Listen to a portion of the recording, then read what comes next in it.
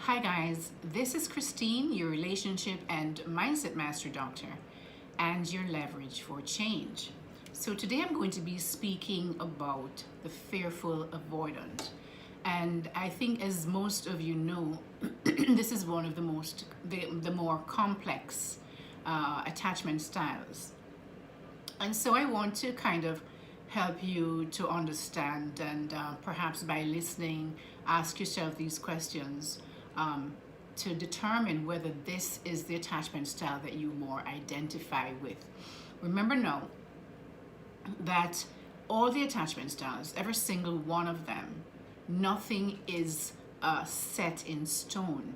That each attachment style, the avoidant, the fearful avoidant, the dismissive avoidant, the anxious preoccupied, and the secure, will have elements of each attachment style in them. And this will come out in their response of how they respond in relationships. So when I'm speaking about the fearful avoidant attachment style, what it basically means is that these are going to be the elements that you see a lot of in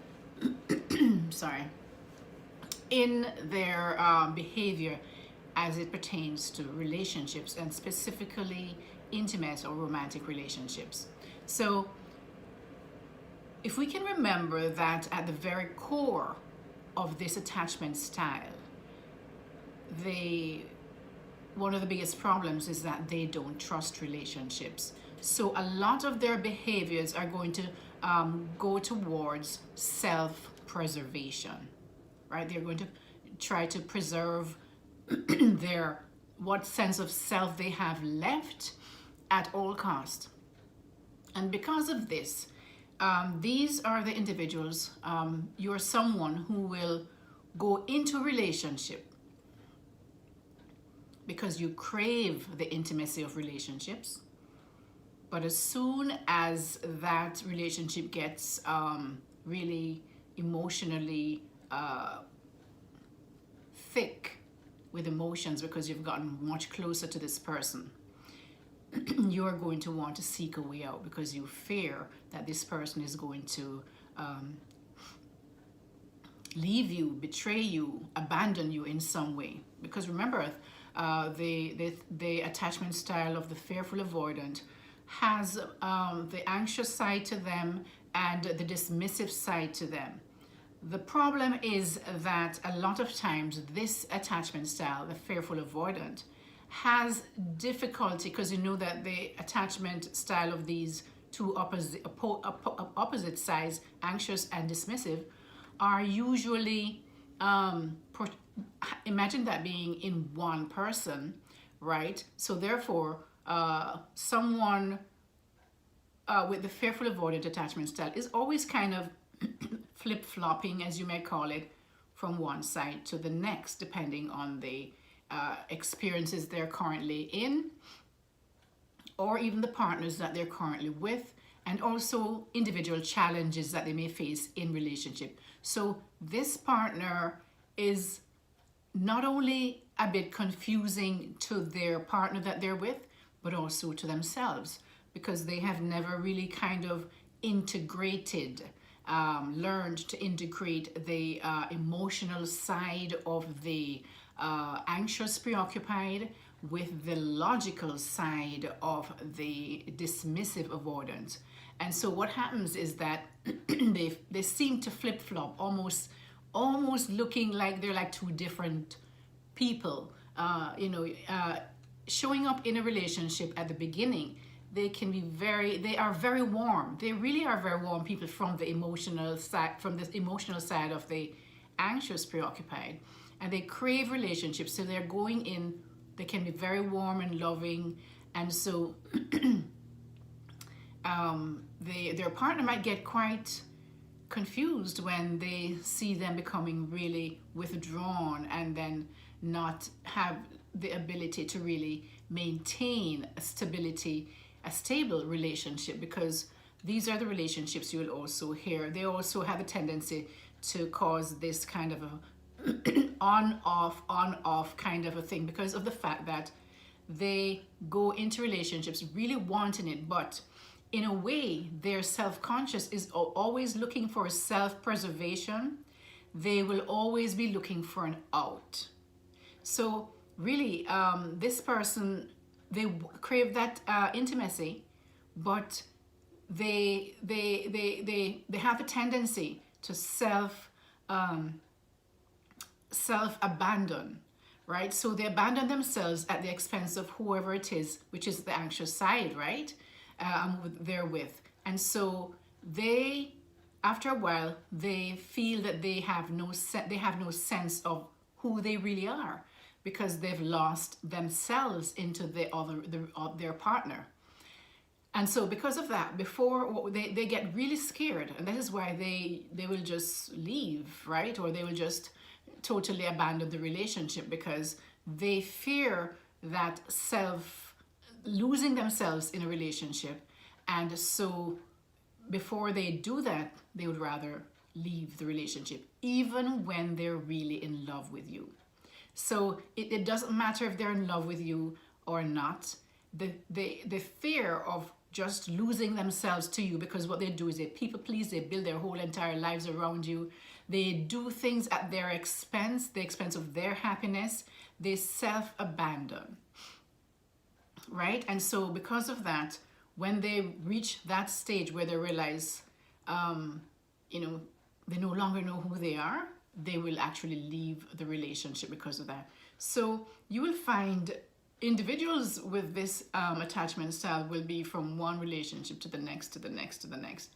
And they may last a bit longer with someone who may love them more, and also will be giving them more and telling them more and giving them more emotional connection, only because they are going to always be withholding some kind of information about their personal life, their personal pain and struggles, because they fear that their partner is going to use it against them. And so you may find that they're very warm at the beginning, but they're not going to let you into so that's the two sides kind of integrating again. Not integrating, I wouldn't say. They're kind of like, at one time they're like this, and one time they're like that. And so it's really hard for their partner to understand, or even themselves actually, guys. And so you'll find a lot of times that someone with this attachment style will feel unworthy of healthy relationships. They'll feel unworthy of being loved, because from their experiences as a child, they felt that they had to self-abandon and give everything of themselves to our caregivers or whatever it is, do everything for them, or they won't be loved. So now that fear is still there, but now they're able to leave. They're able to leave because now they have that autonomy. So when that emotional connection and that self-abandon thing gets too intense, they will leave. And I said, even when they love you. So it is a really tricky thing, and they feel they have this deep sense that they don't deserve really healthy relationships, or for someone to really love them, because they never felt that when they were they were children. So they will also just, it's almost like they go into a relationship expecting it to fail. They go into relationships expecting it to fail, right? And they continue to show love. The way they show love is that they feel that they have to suppress their needs to please somebody else, right? The person that they're in love with. And what happens with this, though, is that over time, this tendency to suppress their needs at the expense of others' needs, they become resentful, right? They become resentful, and then they might even start disliking the person, because they feel that it's because they have taken everything from them, when it is they themselves that gave everything to others, right? And they will always kind of like have this resentment, and then start almost feeling really protective of their self-preservation, and so they will leave that relationship. sorry, they fear rejection, you know, and will usually wait to be pursued. And usually the ones who will pursue them is probably the anxious, preoccupied, because they need that connection as well, right? But in someone else pursuing them, they feel a bit safer because they realize that this person likes them more than they actually, you know, they have a little power over this person, because that's how it is. For them, they feel they have to have this upper hand in relationships for them not to be betrayed, right? Because if somebody loves you more than you love them, or care about you more than you care about them, the likelihood is that whatever you do might hurt them, but what if they do something, it won't hurt you as much, right? But but that also backfires in that the person with the fearful avoidant attachment style also, when they come to themselves and realize what they are doing and how they respond in relationships, they also come to almost hate themselves, in terms of, you know, I mean, they don't like themselves too much because they realize that at their core they hurt others. They're constant. They feel that in relationships they're always hurting people. You know, they're always leaving when something happens. They're always and so they also fear going into relationships because they believe they don't deserve to be in healthy relationships, because they just feel like they continuously hurt people, even though a lot of times it's not something that they do on purpose, but it's just that subconscious way of thinking and being that really kind of dictates this behavior. So for them to heal, they really have to come to terms with, once they start to notice this, then they can now start to work on themselves. Because I always say that the first step to healing is to become aware of what you're doing and how you're responding in relationships, right? And healing takes time, guys. It's not going to be a one-off thing. It's going to be a continuous process as you go and deal with every single thing, you know, every single area, the logic, trying to kind of combine, you know, trying to kind of maneuver between the logical and the emotional in a healthy way, instead of having them almost like they're two different silos between which you flip-flop, depending on what you're experiencing in your relationship, or depending on what you're thinking or expecting in your relationships, right?